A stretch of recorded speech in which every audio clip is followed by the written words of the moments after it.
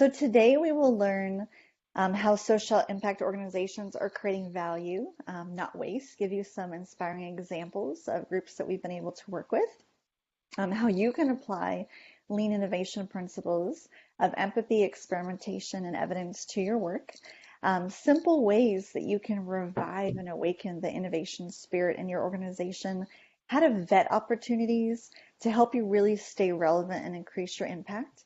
And then at the end, we have an offer for each of you, any of you, to please contact me to receive free innovation coaching. We would love to have a conversation, hear about your challenge. So we'll talk about that at the end as well. So keep that in mind, please, as I speak about what questions you might have that we can answer in the Q&A and after.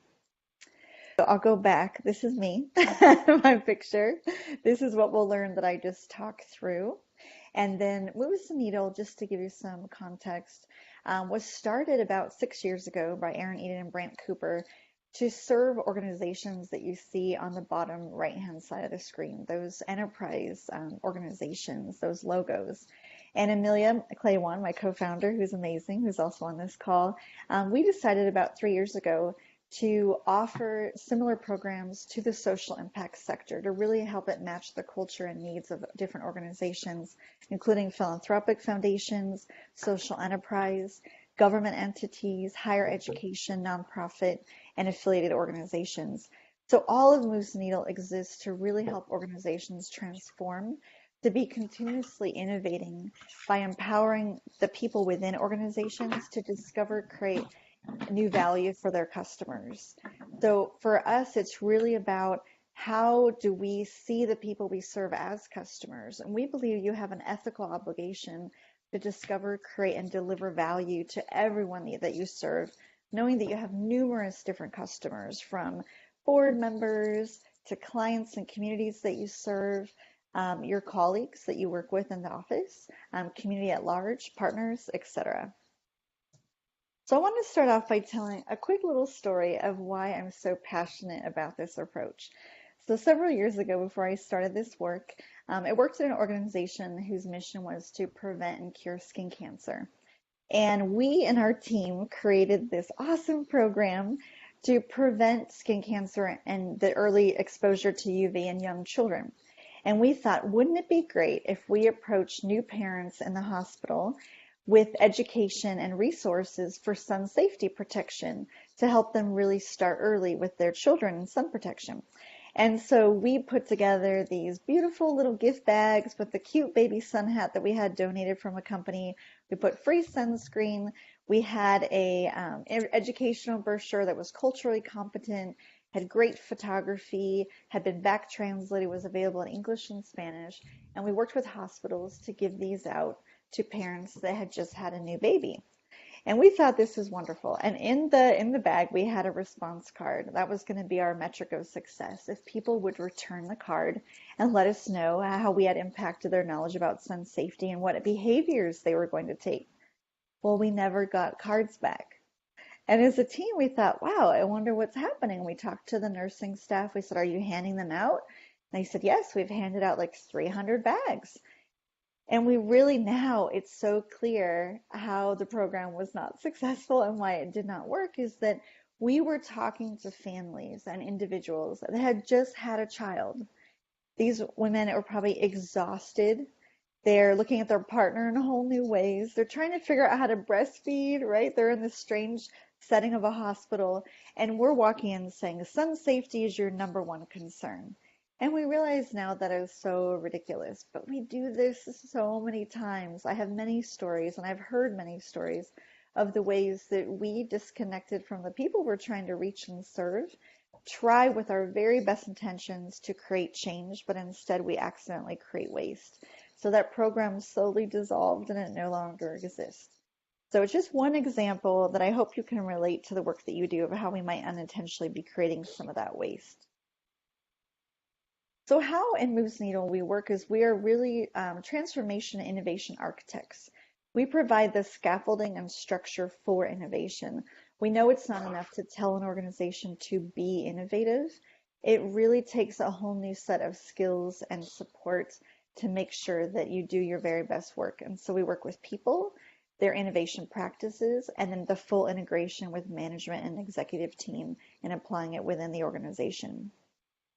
So what we really want for all of the folks that we support are to help them stay relevant, help them vet opportunities, and help them create deeper impact by using the 3 E's.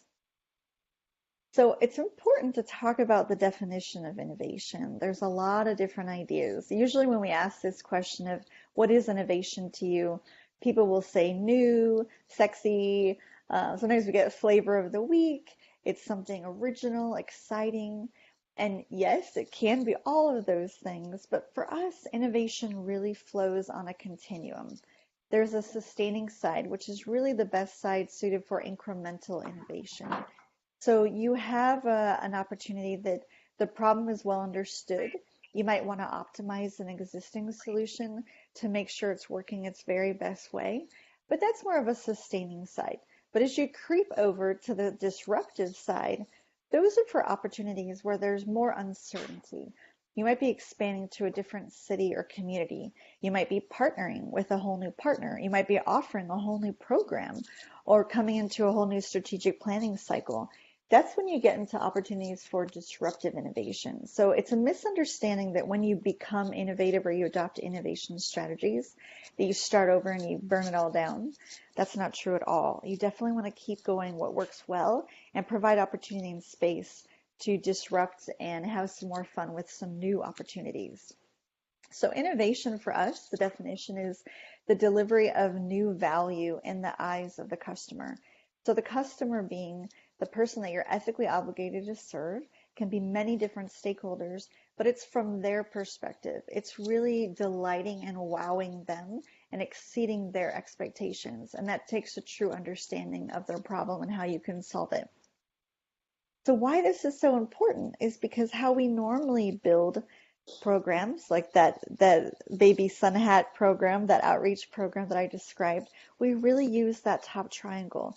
Someone had an opinion, it generated some ideas, the team decided to build, we planned, we launched, and at the very end, we worked with families and new parents.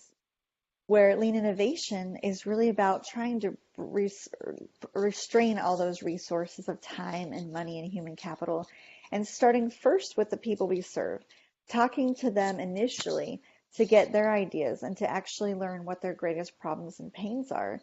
Then we generate our solutions, and then we don't just go into implementation mode, but we test them with rapid experimentation. And we keep pausing and engaging our customer all along the way to make sure we're creating the absolute most value. And you can see how we make smaller triangles, we make smaller bets and investments so we can pause and really know to what extent the solution that we're trying to create will provide value. And we get to stop those resources. We've had great launching points after those first triangles, and we've actually caught some pretty bad ideas at those early triangles. So another way to think about it is that how we normally work is we assume we're right, and we go into execution mode. We go into build and implementation mode, where if you use lean innovation and you practice innovative strategies, you're really assuming that you're wrong and that you're in search mode. It's knowing in areas of uncertainty that you don't have to have the answer. You can actually grant yourselves failure immunity and try to do some of this discovery work early. So it's not always about following a strategic plan or a roadmap to the T. When you have areas of uncertainty, you need to test early. So lean is all about, if any of you know about Toyota production systems and all of that work, lean is about reducing waste in a known environment with known values. Lean innovation is about reducing the waste and discovering new value. So it's a different application. And this is where we divide a lot of the work that we do with organizations into execution and search. Some of that incremental innovation is pure execution. You might be optimizing outcomes, but when you're in that uncertainty, you need to adopt those new strategies and know that you're in search mode. So for example, if you're working on a new strategic plan, and you have some characteristics and pieces of your plan from previous years that you want to keep working through, that's great. Those are more execution type projects. But any new initiatives or new aspects of existing initiatives, you want to really treat those as search programs and prioritize them and get to work with deeply understanding them. We'll talk about how to do that. The lean innovation is really a combination. It's the marriage of art and science behind design thinking and lean startup. So it's deeply understanding who we serve and not just building or prototyping and getting feedback, but it's really using the rapid experimentation cycles of discovering and testing behavior with the customers that you're trying to serve so that you know if you should invest further resources and time. So it's really the combination of the heart behind design thinking and the scientific rigor of lean startup principles. So these are the 3 E's that we rely on. And if you remember nothing else that I mentioned and that we discussed, these are the fundamental pillars of lean innovation, of the approach. So the first is empathy. It's the foundation of everything that we do. It's about understanding customers deeply to understand what they need. Then generating solutions, identifying the riskiest assumptions, and testing them with rapid experimentation. And then the third is probably some of the most disruptive work is making decisions based on evidence. It's not based on the idea or the decision of the highest paid person in the organization or a board member. It's about actually making decisions within your organization based on what you know will work and avoiding those solutions or programs that will not work because you have the evidence that tells you so. So we're going to talk about each of these elements in detail. So it's not really about can we build it. I want you to reframe how you're thinking about challenges within your organization. It's about should you build it? Should you even invest the time and money? Because if you're there to optimize the experience and delight the people that you're there to serve, you don't want to waste time getting there because they are waiting for you to figure this out. So it's really answering different questions. I want to give you a quick case study and I'm going to have you do a little bit of work. We worked with an organization, it was a children's museum, and they had a really awesome problem where they had grown by over 300%. And they had some crowding and it had some feedback from their team that it was getting really crowded. You know, kids were fighting. It felt a little bit chaotic in the museum. They were wondering what they should do about it.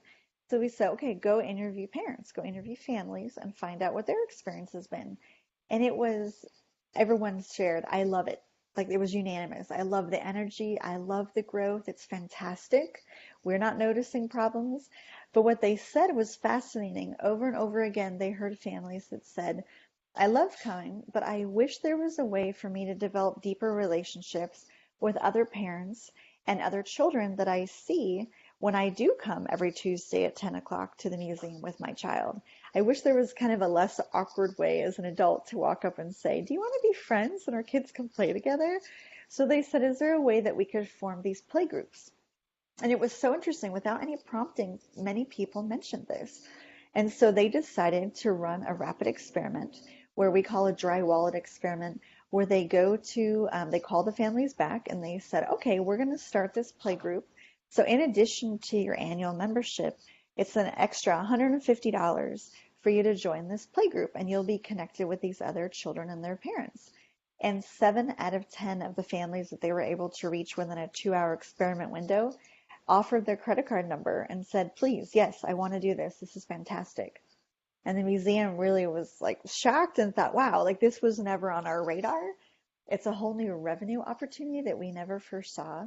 They really learned from talking to parents they weren't charging enough or being really competitive with the expenses in the area of what other people were charging. So they've since raised their prices. And what was most interesting, and the CEO who was on this innovation team said, I realized that in all of our growth, I've been so busy with the growth that I've neglected to really keep checking in with my staff. I haven't noticed how the overwhelm is overwhelming them, how the growth is making them feel ill-prepared to do their jobs. And I need to go back and recircle with my team and support them in whole new ways. So there were just such areas of learning that this organization got to in just 2 days and that they built on moving forward. So I hope that will inspire you to think about some of the challenges within your organization. We're going to have you get even more focused on that. So it's really about getting cozy with uncertainty. Like I said, you want to be in search mode and find all of those opportunities because your goal is to eliminate the unknown so you can invest most wisely in fantastic solutions. So how we reframe all of our work with our customers, our clients, is what I want you to do. I'm going to set up an example, and then I'm going to take a moment for you to really think about this. So if you have a piece of paper, a way to document your thinking, it would be great. But first, I'll walk through the example. Say San Diego is one of the largest nonprofit organizations located in San Diego County in California, in the US, and they are a major youth and family strengthening agency. So they have long established capability working with early childhood and preschool programs. So they have a small program right now that works with about 60 families that they want to grow and provide more access to other families. So that's what they're who they are, that's the context. And then the challenge that they came in with was that 70% of families that live in the areas that they serve cannot find affordable, low cost, or free options for preschool. And SAY wants to really be an organization that expands these affordable preschool options. So that's the challenge that they came up with. The customer, knowing that there are many different people engaged, right? Their teachers are engaged, these families, some of their partner agencies they would need to involve. But first, they want to focus on these parents, and specifically, you want to get as focused as possible. They wanted to focus on single parents with young children who make too much money to be eligible for publicly subsidized preschool. There's a significant gap where more affluent families have the money to invest in early childhood education, but there are some families that fall within that gap where they cannot receive subsidies. So they wanted to fill that need in that middle there. So the problem, we'd like to restate the problem in terms of how the customer, how the parent would express the problem. So parents need preschool to keep their jobs and meet their goals for their children. So a lot of these families had expressed that they can't keep jobs. They can't really work in areas where they have to work 8 to 5 if their children obviously are with them. They need to find early childcare, and then they need help meeting their goals for their children. So they needed support for that. So on the next slide, I want to introduce the second piece, and I want you to do a little bit of this work. Whenever you have your challenge, customer, or problem, we ask these two questions. And these are two of the most important questions that you can ask for any challenge or opportunity. So the first is, what do I or we know for sure? What do we have evidence or lots of confidence about? What do we know with historical data, or we have so much experience that we have validated a solution over and over again? And then what do we still need to learn? Where are there areas of uncertainty that we need to remove? You want to start documenting these so you can show your learning over time. This is deep. Breathe, don't worry, it's okay. So what I want you to focus on is I want you to document your focus. Heather, I'm going to interrupt for 1 minute. Oh, sure. Can everyone please make sure that their line is muted? You were muted upon entry, but we need to keep everyone's phone lines muted. Yeah, it's getting okay. Thank you so much for doing that. Okay, are you there? Yeah? I think it's still unmuted. Excuse me? Oh, wait, excuse me. Yeah, a problem. That's why I'm going to move into this. Okay. And what does mommy do when this is happening? Mommy always says. So keep going, Amy? Okay, thanks. Okay. So I want you to take a moment, just take 1 minute, and I want you to document your focus. I want you to write down a challenge that you have within your organization, something that you're really focused on, something you really want to solve. I want you to think about all the customers engaged with this potential challenge. So make a list, if you're working with board engagement, so you have your board members, you have leaders of your organization, you have the clients that you serve that are related to the decision making that they're having, and think about the problem from the perspective of the person you want to serve. So I'm just going to pause just for 1 minute or less, and I really want you to think about this and write that down.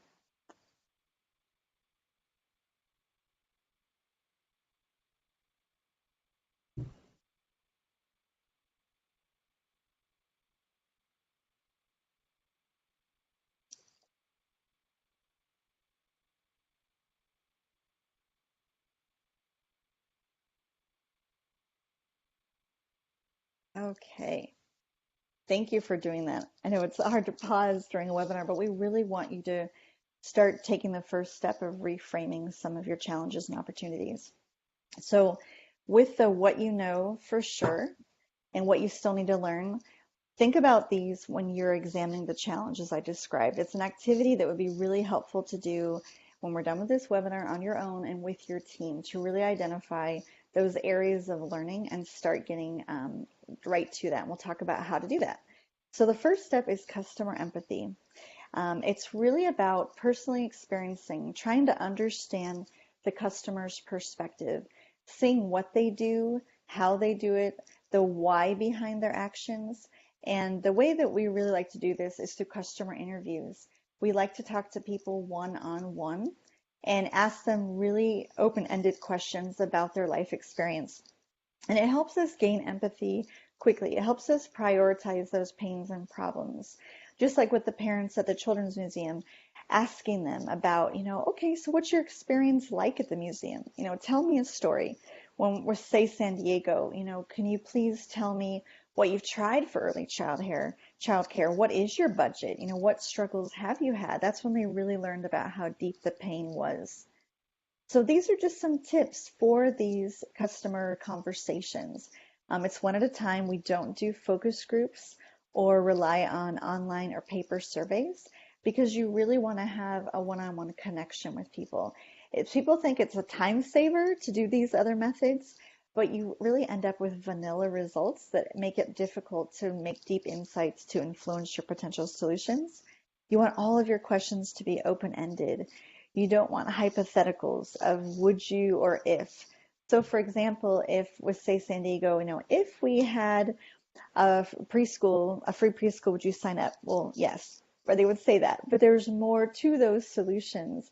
You can't provide a solution and say, would you do this if I had it? That's where experimentation comes in, which we'll talk about. You have to test people's behavior. You want them to tell you retrospective experiences of the last time you tried to find childcare.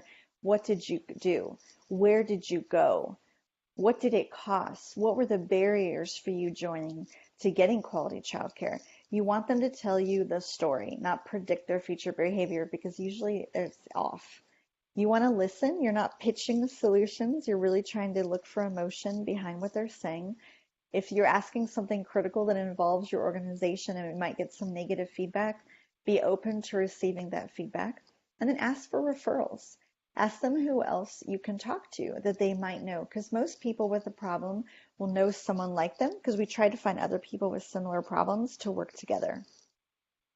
And what we do as a result of these interviews is we really get focused. We don't look like the person with everything in the water trying to talk to anyone.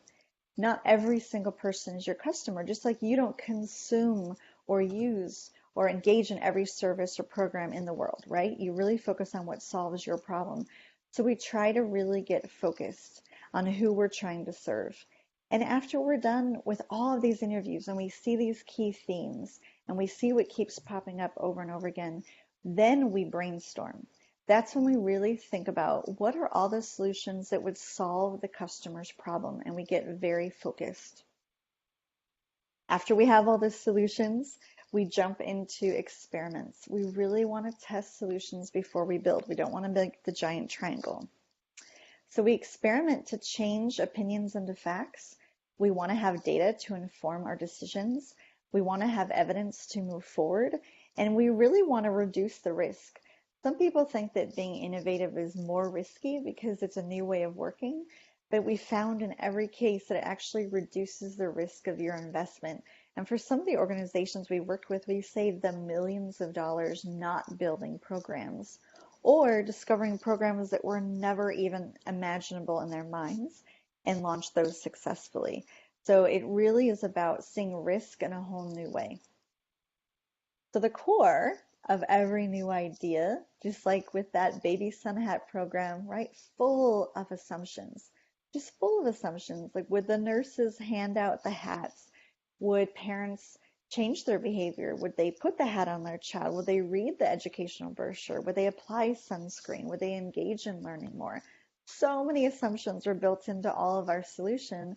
And between that perception and reality is potential disaster. It's that giant triangle of waste where we unfortunately hit that hot mess, as we say at the end, versus hitting the hot mess and catching issues early and testing them early. So it's testing what we take for granted. And most of what we will say, of course they'll do this, it's usually an assumption. So I want to give you an example of an experiment that tests an assumption. For any of you that do fundraising for your organizations, a really common strategy are house parties for fundraising, where people that love your organization will bring their friends into their home and they will tell them about your amazing mission, and then they'll make some sort of ask, usually for some financial support or further engagement with your organization. And I worked with a team and they wanted to, this is a national organization across all of the US, and they said, a lot of people have expressed a desire to hold house parties. So we're going to put together a house party kit. And in this kit will be educational brochures about the organization. We might throw in some t-shirts, some flyers, everything you need to have a party and really share the mission. And we said, okay, well, that's a really interesting idea, but there's a lot of assumptions built into it that we really should test. So when we have these new ideas, we want to start to list those. And so one of the experiments we ran was to say, okay, so if people want to host a house party, we need to really see if they're willing to take that action, if they're willing to show that behavior to us of what it would take to throw a party.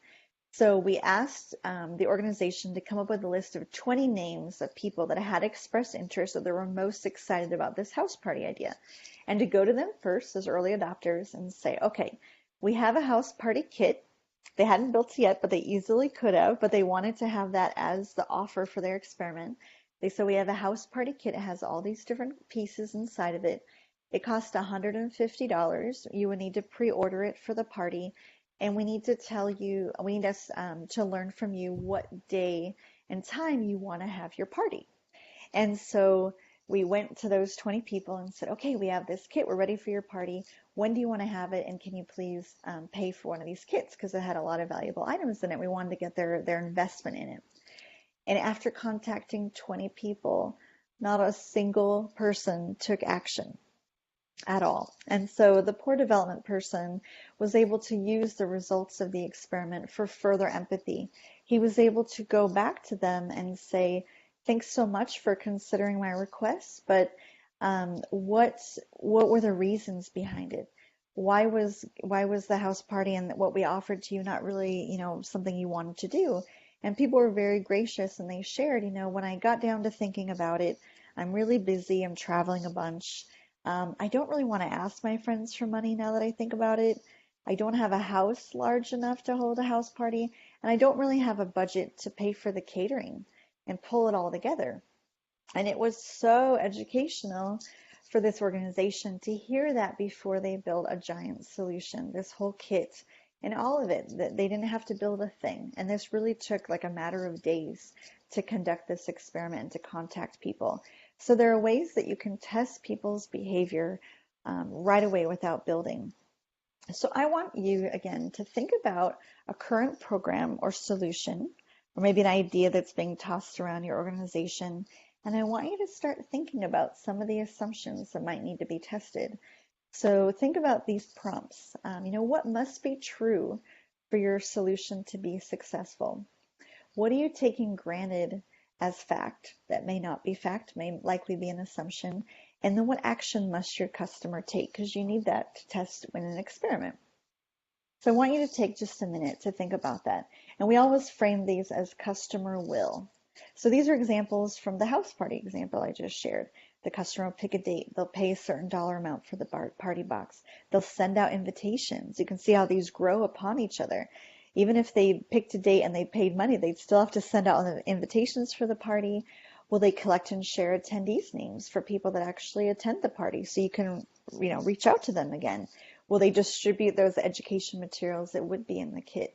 And will they ask for donations, and will it be successful? So I want you just to take a minute and think about assumptions that you might be making within your own organization.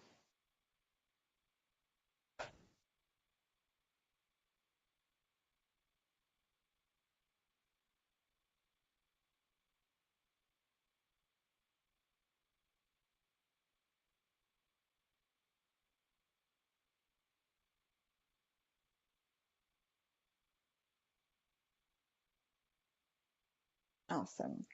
And this is another really good activity to do with your team.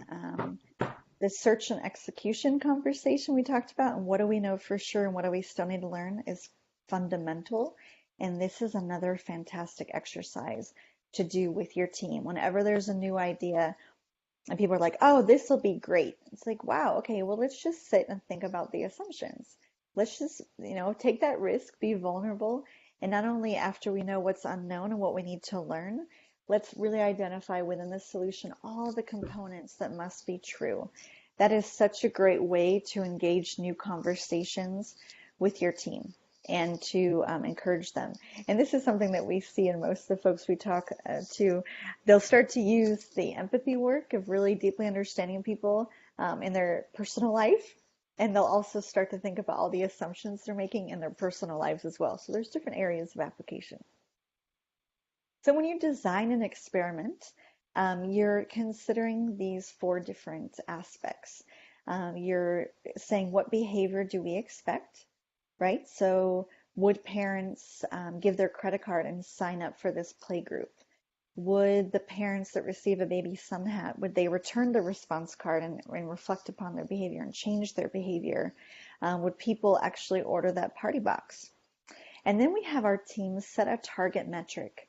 You want to set a threshold that would really get you excited in your response. So for example, that children's museum approaching 10 families and having 7 of them offer their credit card. I mean, that's 70% of people saying, I'm ready, this sounds great.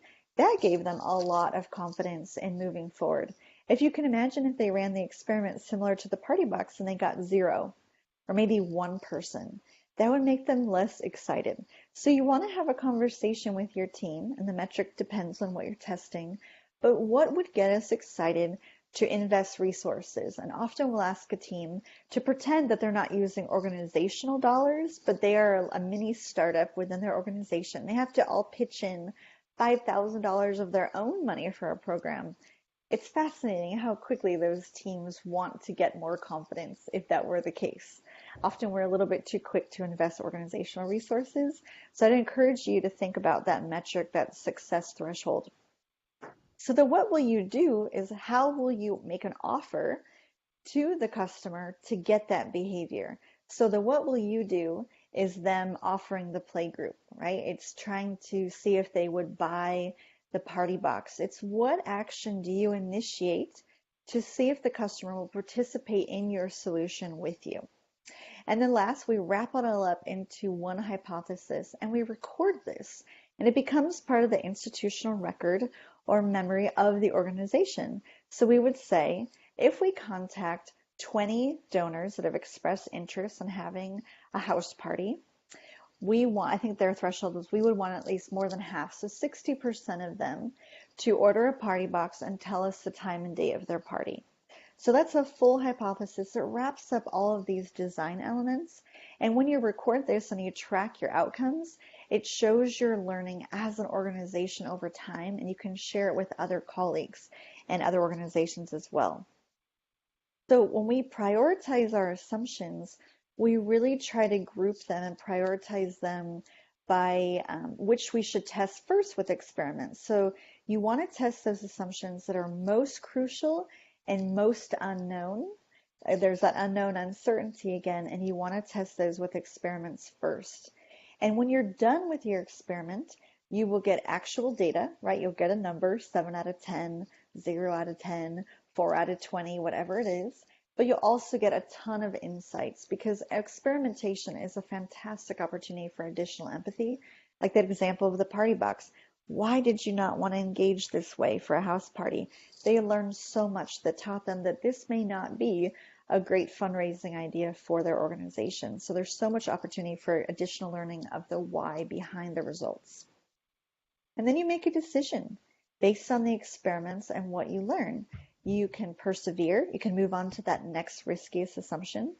You can iterate. Let's say components within your experiment were a little wonky, or maybe the time of day was off, or your outreach method was a little off. You want to adapt it in some way and rerun the same experiment with a slight tweak. That's great. That's iteration. Or you can pivot. you might get that 0 out of 10 result and say, wow, okay, we have validated that house parties are not the way to go for great fundraising, success, and engagement. So then you can pivot and you can say, is there something about my customer I need to change? Maybe they're a different type of donor that can host a house party. Maybe I don't really understand my donors and how they want to be engaged and how they want to support the organization. Maybe I need to learn more about the problem. Or maybe it's still the same donors and I'm still solving the same problem, but maybe there's another solution in my pile of brainstorm amazing brilliance that I can go back to and pick an additional or new solution to test. And so it's just a pause point at the end of that first triangle, as you can imagine, that you're asking these questions about how to move forward. And as you do this over time, your threshold of confidence will increase. You'll have more evidence, you'll have done more experiments, you're really honoring that process of learning, getting empathy, running experimentation, you're documenting that learning, and you're learning quickly. These experiments can take place in an hour and a half, which is standard for what our teams use. If they're digital, they can be done even faster or in different ways. Some of them can take longer, it depends, but the point is that you want to get to the empathy interviews quickly and you want to run experiments quickly. It's not month-long pilots that you're running. You're really testing in a matter of hours. And once you get a solution that is solving people's problems and you're solving for a small group, that's when you can really think about the whole value experience that your customer is having, from awareness to passionate. It's when someone first learns about your organization or first learns about your program or opportunity, they're intrigued, they take some small action, then they move to trusting, they take a larger action, they might share information with you. And convinced is when a donor makes a gift, there's money changing hands, someone in the community joins your program and gives their time and effort to be a part of some of what you're offering. But then the biggest piece where we lose people is that we get them to convince, they're engaged, they have fallen in love with us in some way, but now they're hopeful, just like all of us are when we make any sort of investment of our time or energy or financial resources or passion. We're hoping that it's a good investment. We're hoping that it will pay off or that we will make a difference or see a change in our life. So we want to make sure we really hone in on how we can support people when they're in that hopeful stage, and then really get them to satisfaction where they will say, wow, like they solved my problem. I got what I needed. I feel good. And then this is where the beauty lies, is getting people absolutely delighted and to passionate. And this is how you fill that funnel that goes back to awareness. This is how you get people that tell others about you. They refer others to you. They can't wait to tell their personal story. They're so excited to engage. That's passion, and that's what you want.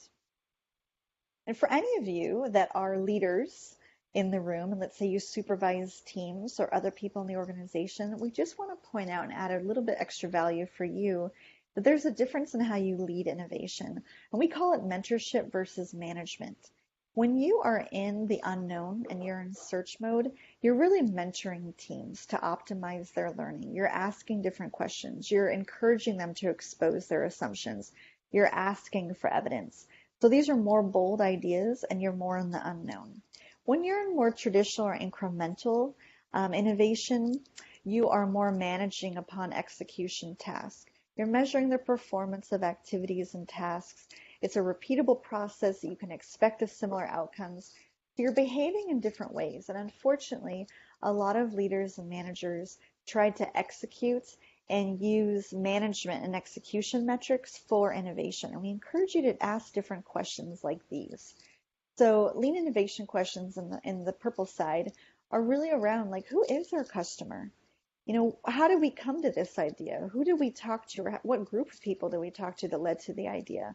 What are the riskiest assumptions of this potential solution? What's the currency or behavior? That's what we refer to it as, behavioral currency, that we want to see. We want to test in our experiment. What's our evidence? And then those two questions come back again and again. What have I learned, and what do you still need to learn next? And business as usual are questions on the other side. The leader might ask, do I like this idea? How quickly can it scale? What's the ROI? Does it fit into our existing strategic priorities and planning? These are really premature questions to ask when you are in search mode because the answer is still very nebulous. We're still trying to learn. So to try to trap your team into a box to prove something when they really need to test it first is kind of puts them in a strange position. So please keep that in mind for all of you that are in leadership roles. So today we really focused on how social impact organizations are more focused on creating value, not waste. We talked about empathy, doing those interviews and coming out with key insights that generate solutions. We talked about the value of identifying assumptions and running rapid experiments. We talked about democratizing innovation, that's how we like to say it, where decisions are made by evidence, not by the most powerful people in the organization. It's based on what you know for sure from learning from your customer. And then simple ways that by talking to someone, by doing an empathy interview, you can start to get that excitement. You can start to engage people within your organization in a new way of learning. It's a whole new way to vet opportunities where you get to answers quickly and you don't create those giant triangles. And you can easily convey to others with lots of ideas that there are ways that you test ideas quickly. It helps you stay relevant because what lean innovation does is it really enables you to keep up with the speed of change. If you're still doing activities the same way you did in your organization 10 years ago, I encourage you to ask yourself, what in the world is the same as it is right now than it was 10 years ago? Nothing, right? How our donors engage, how we develop programs, how we need to emerge more digitally as nonprofits is completely transformed, and we need to change with that to stay relevant. And ultimately, you'll be able to increase your impact of the work that you're doing. So for us, using lean innovation and learning how to translate insight into action quickly is your ultimate competitive advantage. We don't like to talk about competition in the work that we do, but it really is difficult to work with others to get those resources and to keep developing impact. So it really is your way to, like I said, keep up with that speed of change and have that advantage. So as I mentioned, we're about to jump into Q&A, but we would like to offer each of you a 30-minute free coaching session. We want to hear about your challenge. We want to hear about what you wrote for customer and problem. And please email me. That's my email address, heather@movestheneedle.com. Don't forget the S. Please reach out, and we would love to set up a time to contact you. And now I would love to answer all of your burning questions. Amy is going to help me with that and read those off of the chat box. So thank you so much, and I can't wait to hear what your questions are. Thanks so much, Heather. So lots of great tips and stories from everyone. I really appreciate it. This is just a reminder that please keep your microphone on mute and do feel free to submit questions via the chat box, but we want to eliminate background noise as much as possible. So we already had some great ones come in. Just to kick things off, we have a foundational question to establish some definitions. What is the difference between design thinking and lean innovation in your formulation? Well, lean innovation is the combination of design thinking and lean startup.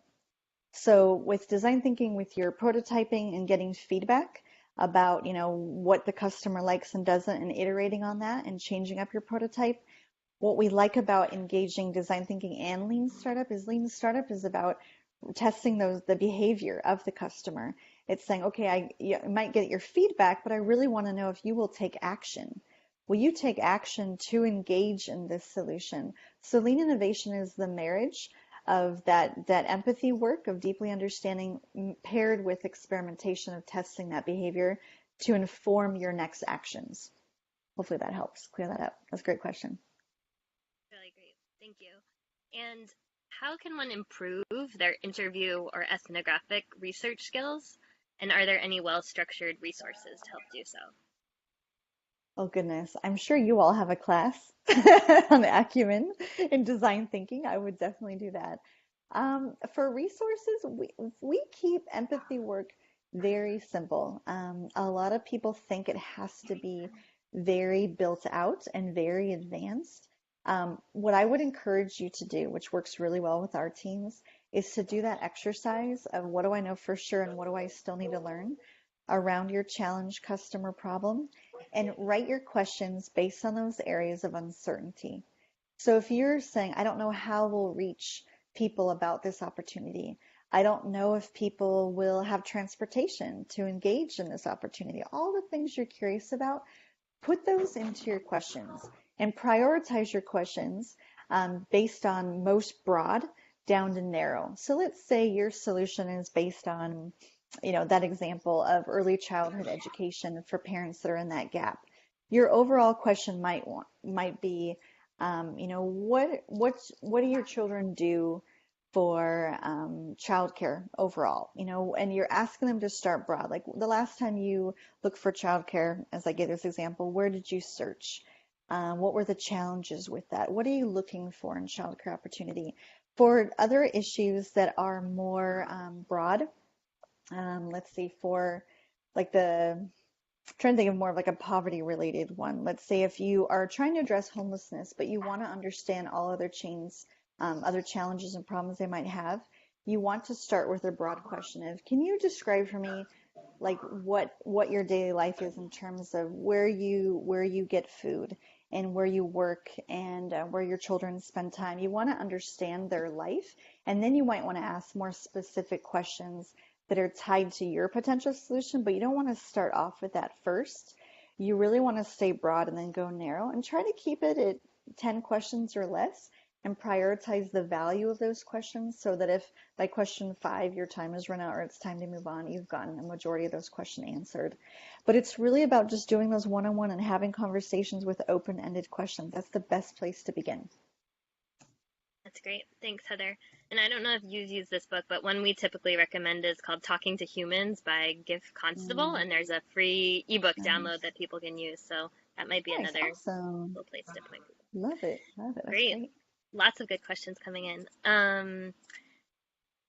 Let's see. People had a lot of questions around your useful example of leading in manager versus mentor mode. So do you have any tips of how you can ensure you're leading in a way that allows the team to find innovative solutions?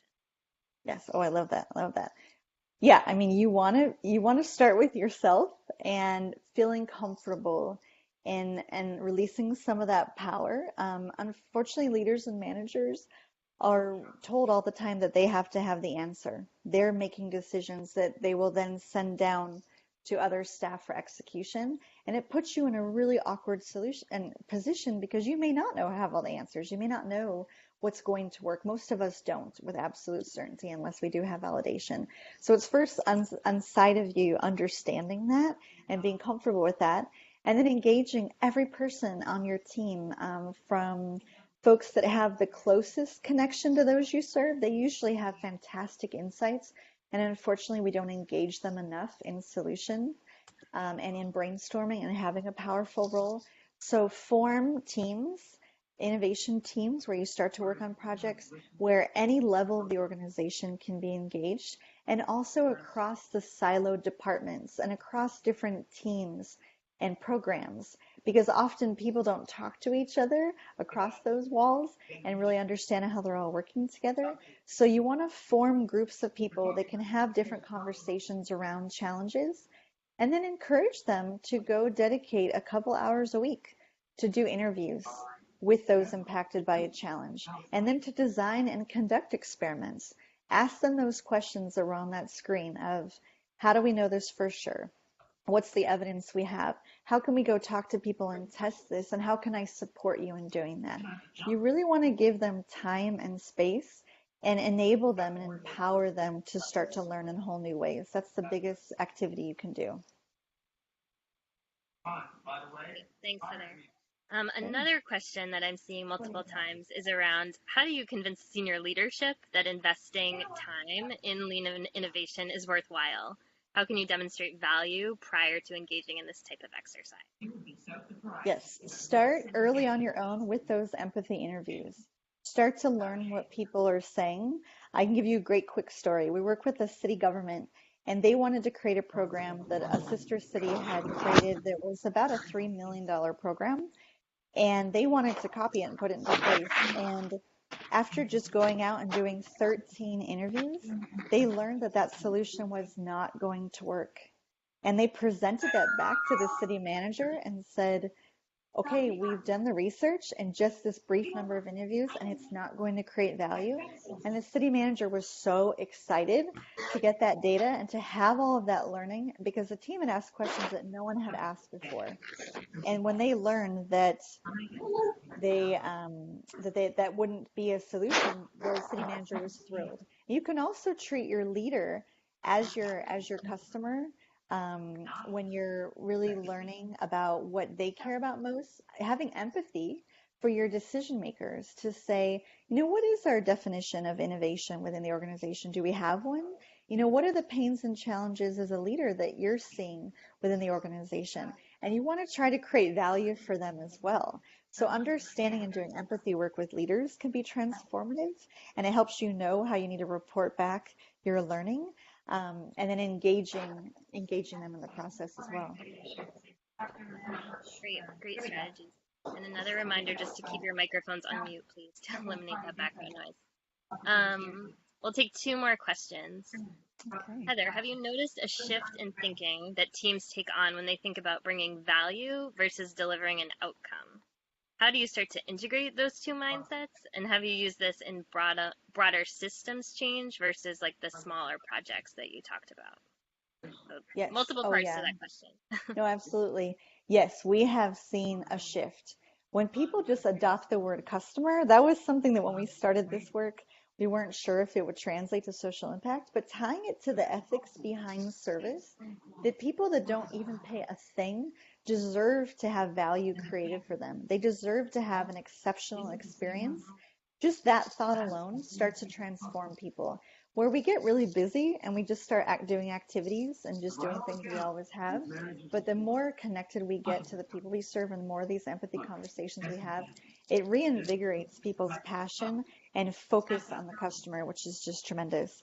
That same city, that example I was telling you about, they have completely changed the way that they do the work within the city. Any new initiative, they run through this process. They have 3 huge initiatives, complete streets, complete communities, and a whole 3-mile corridor that they're revitalizing. And we were able to work with them and all the departments across the entire city that were engaged in these, which pretty much touched every department, to put all of those initiatives, some of them had like 40 pieces to them, through the search versus execution. We divided them by really where they were on the innovation continuum. And then we work with those teams to develop strategies for testing. And what they learned has just completely shifted a ton of their thinking and saved them millions of dollars of investing in programs that wouldn't create value. So for an entire city as an ecosystem to change the way they work, it's been really transformative. Wonderful. Great example. So we'll do one final question. Let's see what just come in. When you say, when people apply lean innovation, what is normal for the percentage or amount of ideas that end up getting discarded or not working out? Oh, what should people expect? I know it's not a scientific formula, but how do you start to calibrate that? Yes, it totally depends. I know that's like the worst answer in history, but it really just depends. And I'm so glad you asked that question, actually. I love that question because the metric of success for lean innovation is really learning. It's not about failure, what passes or fails. And I know that sounds silly, but it's so true. We have had teams absolutely celebrate learning that projects would not work out or learning that they would. And what I love about the process is it disrupts the predictions that people make. And I'll give you a quick example. That same organization, say San Diego, with that same challenge of offering affordable childcare. One of the ideas that was brainstormed was that parents that were existing parents would pay not only what it costs for their child to go to preschool, but they would pay an additional amount for other people's children who were strangers to have access to early childhood education. And people thought that is crazy. In an expensive city like San Diego, who would possibly do that? Well, you know what? They did empathy and they tested it, and parents overwhelmingly were willing to pay in addition to their child's cost. They wanted to provide equitable access for other children in their community. And it was amazing. None of us expected that. And now they're building that model. They're calling it a social benefit preschool model. And it's just tremendous what does happen, even when you imagine that wouldn't be possible.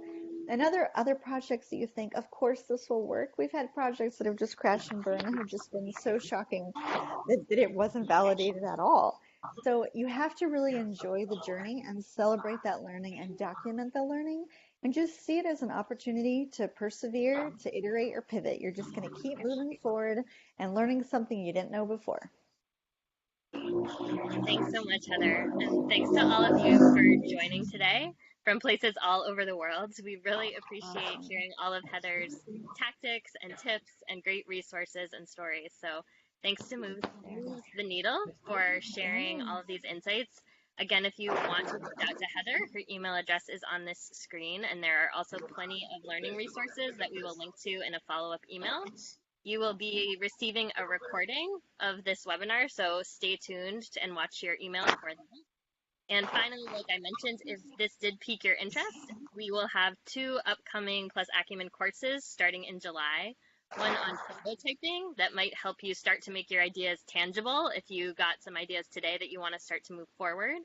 And then another one on lean data. So if you want to start to learn how you can run quick surveys to get insights from customers and then build ideas around those are 2 courses that you might like coming up soon. So again, more resources will be coming to you via email, but thanks again to Heather for joining today and to all of you for tuning in. Thank you, everyone. Take care.